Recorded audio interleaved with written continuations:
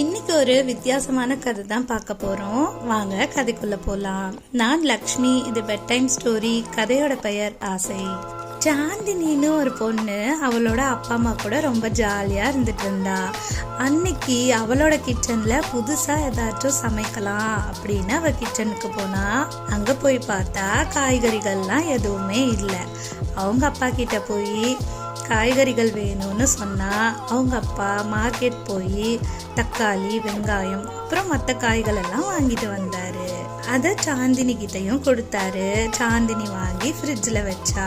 அதுல ஒரு வெங்காயமும் தக்காளியும் மட்டும் ரொம்ப வித்தியாசமா அவளுக்கு தெரிஞ்சது.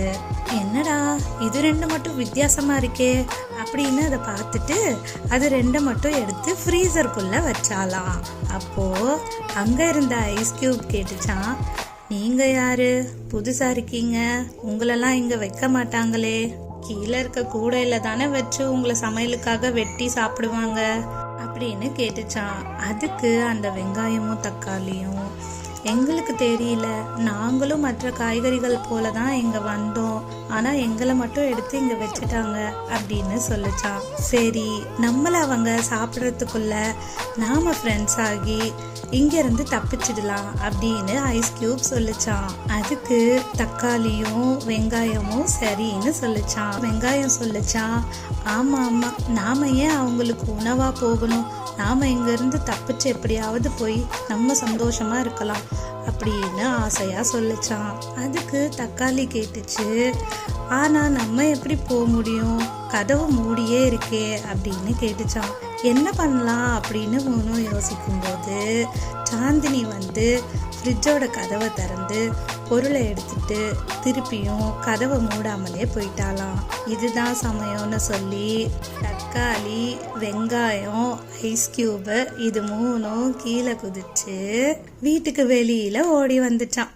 இங்க இருந்தா நமக்கு ஆபத்து, அதனால நம்ம ஜாலியா எங்கேயாவது சுத்த போலாம் அப்படின்னு பேசிச்சான். ஐஸ் கியூப் சொல்லிச்சான், நான் பீச் போனதே இல்லை, என்ன அங்க கூட்டிட்டு போங்க அப்படின்னு கேட்டுச்சான். சரின்னு பீச் போகலான்னு 3 பேரும் போனாங்க. ஐஸ் பீச்சை பார்த்த சந்தோஷத்துல ஓடி போய் தண்ணியில குதிச்சுதான். அப்புறம் அது அந்த தண்ணியிலேயே கரைஞ்சு போச்சான்.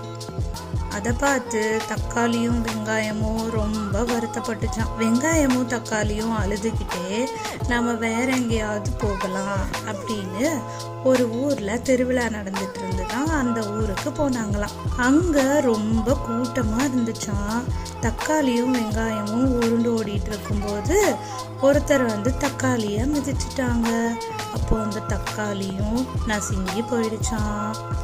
அதை பார்த்த வெங்காயம் ரொம்ப வருத்தப்பட்டு திரும்பவும் ஆள ஆரம்பிச்சுதான். இப்படியே வெங்காயம் அழுதுகிட்டே இருக்கும்போது ஒரு ஹோட்டல் கடைக்கிட்ட உருண்டு போயிட்டு இருந்துச்சான். அங்க சமைக்கிறவரை அந்த வெங்காயத்தை எடுத்து பார்த்து சமையலுக்காக வெட்டி போட்டுட்டாராம். அந்த வெங்காயமும் யாரோட வயிற்றுக்குள்ளேயோ போயிடுச்சான்.